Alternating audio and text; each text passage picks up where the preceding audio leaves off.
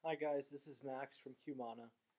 This video is part of a series of videos that discusses the typical SEO billing methods and why SEO companies may prefer one method over another and what that means for you as a business owner. So in this video, we're going to talk about monthly retainers and essentially, you know, why SEO companies would prefer doing this, why it might not be the right fit for you as a business owner, and so forth.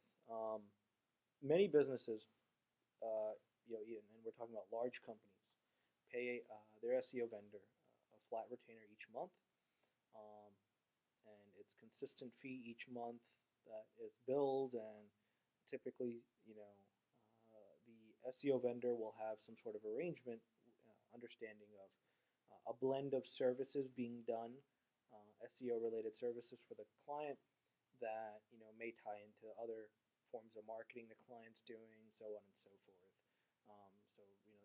Each month the vendor might do a little bit of link building, a little bit of content writing, a little bit of social media, pretty much a blend of all the services you would want. Businesses go for this because it's a consistent fee each month, and you essentially get a little bit of everything as a part of this retainer typically.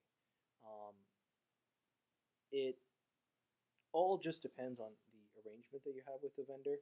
So some agencies and companies might, tell their SEO company to focus on link building only, and that their in-house team will do the content writing.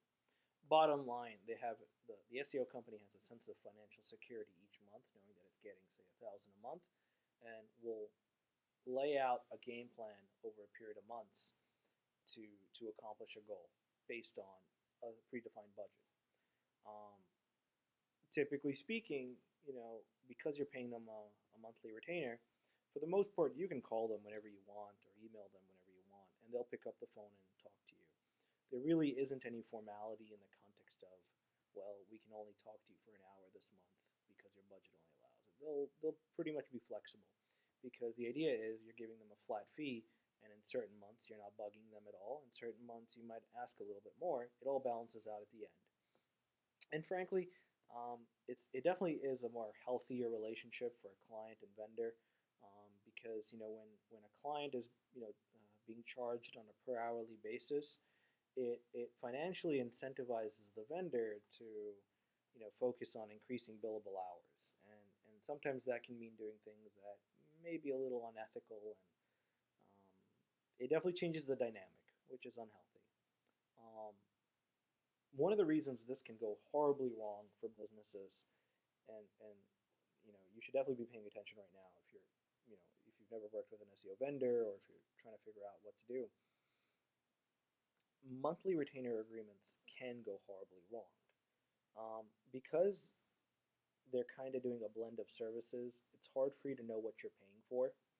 Um, it can be very difficult to know exactly what you got this month. Obviously, there are automated reports like rank tracking reports that show you where you're ranking and so on and so forth. But um, unless there is a game plan, like hey, we're going to create this article and market it to 30 people, unless there's a very defined game plan like that, it can be very difficult to know what you're getting.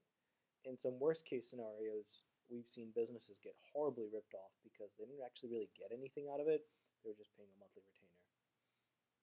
So it in order for this to work, you need to have a lot of trust in the vendor, and the vendor has to be transparent in what they're doing, and they have to help you understand where the money's getting spent each month.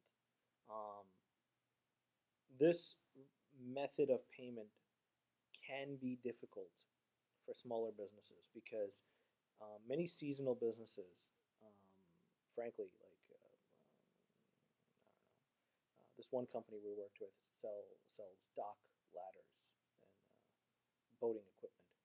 So in the summer and early spring, business is great, but in the winter it dies down. So it can be really difficult for them to pay the monthly retainer necessary to maintain their rankings all throughout the year because the business is just not there during the off months. So if you're a business with a seasonal element to your business, it may be a little difficult for you to make those payments on the down months. So definitely take that into consideration because it'll just create an unhealthy issue later for you and the vendor. Um, Definitely take into account all the different elements before you agree to it, and definitely have an idea of what you're going to be getting each month.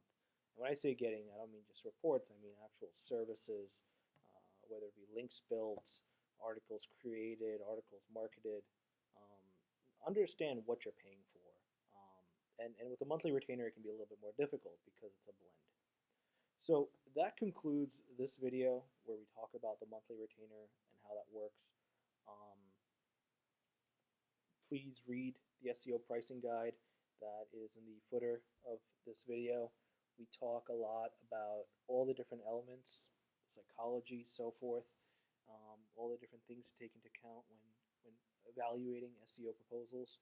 And as I mentioned earlier in the video, this video is part of a series of videos that talk about the different pricing models that SEO companies use. Um, and we look forward to seeing you guys again. Thank you very much.